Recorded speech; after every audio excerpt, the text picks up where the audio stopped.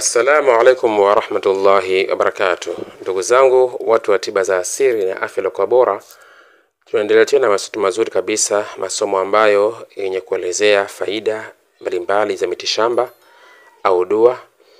Lakini leo tupo katika upande wa mitishamba na tupo katika hali ya kuleta faida ya hizi mbegu za mronge, hasa katika kuimarisha afya ya mwanababa.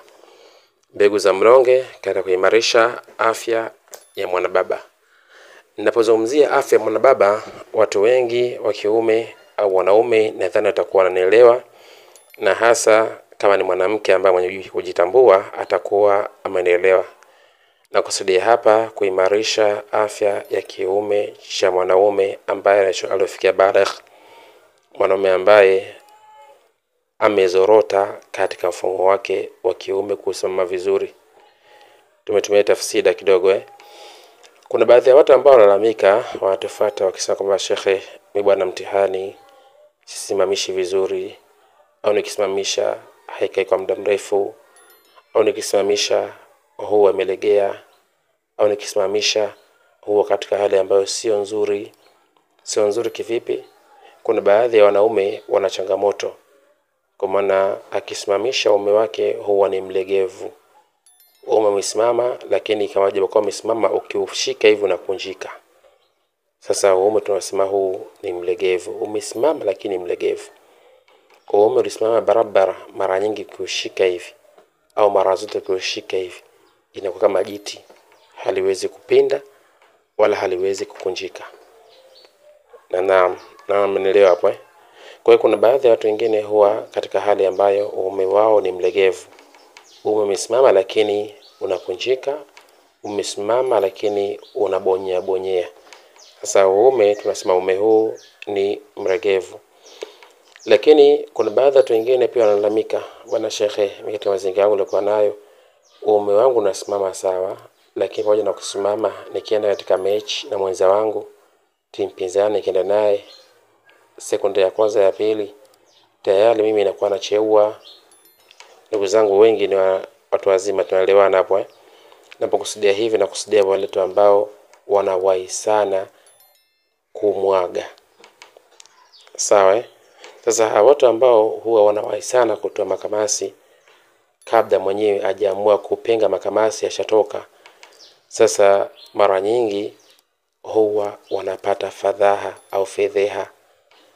Huwa wanadhalilika sana katika tendo la ndoa na wenza wao, ima mke wake au mpenzi wake au mwandani wake. Huwa wanadharau sana waume zao design hii. Tena usiombe upate mwanamke ambaye ni mtihani katika mazingira hawezi kuvumilia, mwanamke ambaye mwenye kuchepuka.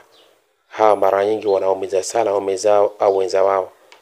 Kwa maana kishona madhaifu ya mume wake hivi, baada ya kumpatia tiba iliyokuwa kamili, iliyokuwa nzuri, yeye anafikiria kuchepuka.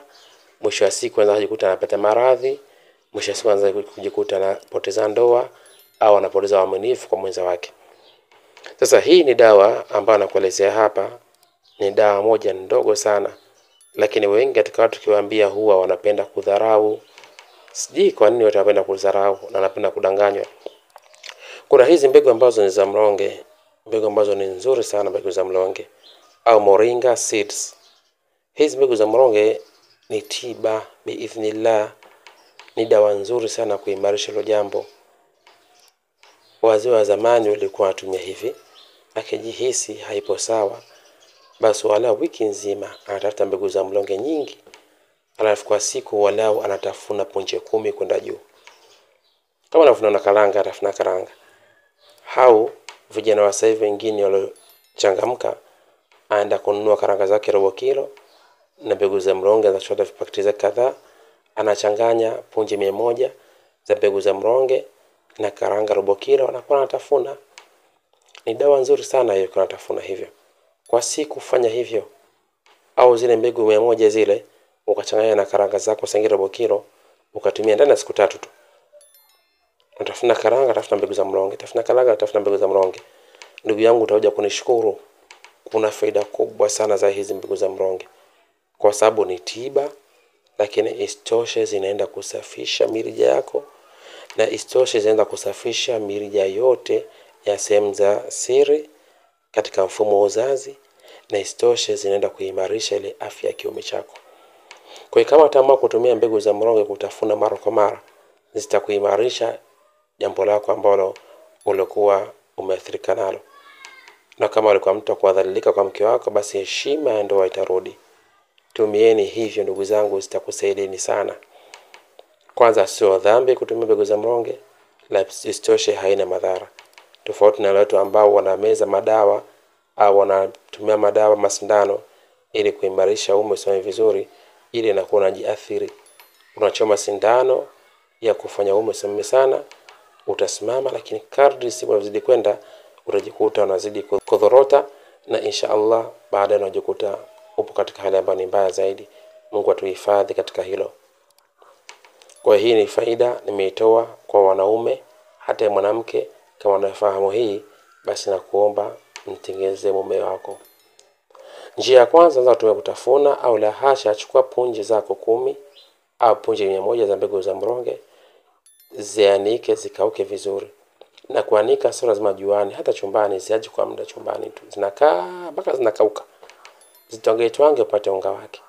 Afadhali ule unga tumia kutengeneza juisi ambayo ya kawaida, juisi ambayo ni original, sio juisi ya madukani, juisi ambayo hutii sukari. Ni juisi kama juisi pekee yake, kama ni embe pekee yake, tumia kijiko kimoja, tia mule uona kunywa. Au tumia maziwa kunywa, au tumia na uji kunywa. Kila siku wala kijiko kimoja asubuhi, kimoja mchana, kimoja usiku. Kunywa hivyo. Insha Allah kijiko kimoja cha unga tumia kwa glasi moja ya juisi, au kikombe kimoja cha uji, au kikombe kimoja cha maziwa, changanya uona kunywa. Fanya hivyo ndani ya mwezi mzima, utaniambia balaa lake. Kwanza hizo siku 10 nyingi, hali itabadilika vizuri sana. Ila tahadhari kwa watu ambao waliozoea masturbation, basi ili upate mrejesho mzuri, acha kufanya masturbation, acha kuangalia porn sex videos, na istoshe hisia zako zote ziondoe katika mambo ya ajabu. Acha kuangalia video za utupu, wanawake wanakatika, wanawake wanafanya hivi, wanafanya hivi. Acheni navyo hivi vitu ndugu zangu, kwa sababu vinaathiri sana saikolojia yako. Kwa hiyo tumieni hivyo, insha Allah mtakuja mtakaa sawa. Hizi ni faida chache katika faida ambazo zinatokana na mbegu za mronge. Kuna wengine waanza tumia peke yake, wengine uchanganya na karanga, wengine uchanganya na kadha wa kadha. Wengine hutumia kutafuna, wengine hutumia kutwanga upate unga, wengine hutumia kuipika kwenye chakula. Nachokuomba kama bado subscribe, usisahau kusubscribe. Assalamu alaikum wa rahmatullahi wa barakatuh.